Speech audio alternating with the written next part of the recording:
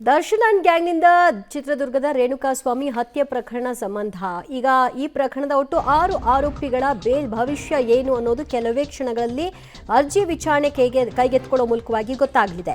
ಕೆಲವೇ ಕ್ಷಣಗಳಲ್ಲಿ A2 Darshan, A1 ಪವಿತ್ರ bale ಅರ್ಜಿ ವಿಚಾರಣೆ ಆರಂಭ ಆಗುತ್ತೆ.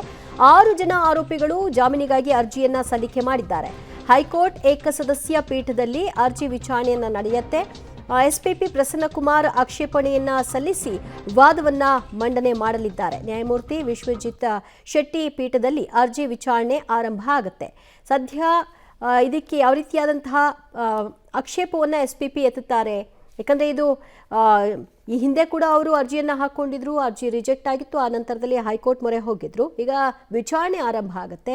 ಇಲ್ಲಿಯೂ ಕೂಡ ಸಾಕ್ಷಿ ನಾಶದ ಒಂದು ವಿಚಾರ ಮತ್ತು ಪ್ರಮುಖ ಪಾತ್ರವನ್ನ ಈ ಆರೋಪಿಗಳು ಈ ಕೇಸ್ನಲ್ಲಿ ಹೊತ್ತಿರೋದ್ರಿಂದ ಅವರಿಗೆ ಯಾವುದೇ ಕಾರಣಕ್ಕೂ ಕೂಡ ಬೇಲ್ ಕೊಡಬಾರ್ದು ಅನ್ನುವಂತಹ ನಿಟ್ಟಿನಲ್ಲಿ ಎಸ್ಪಿಪಿ ವಾದವನ್ನ ಮಂಡನೆ ಮಾಡಲಿದ್ದಾರೆ. ಇನ್ನೇನು ಕೆಲವೇ ಹೊತ್ತುಗಳಲ್ಲಿ ಈ ಒಂದು ವಾದ ಪ್ರತಿವಾದ ಆರಂಭ ಆಗೋದ್ರಿಂದ ಬಹಳ ಕುತೂಹಲವನ್ನ ಮೂಡಿಸ್ತಾ ಇದೆ.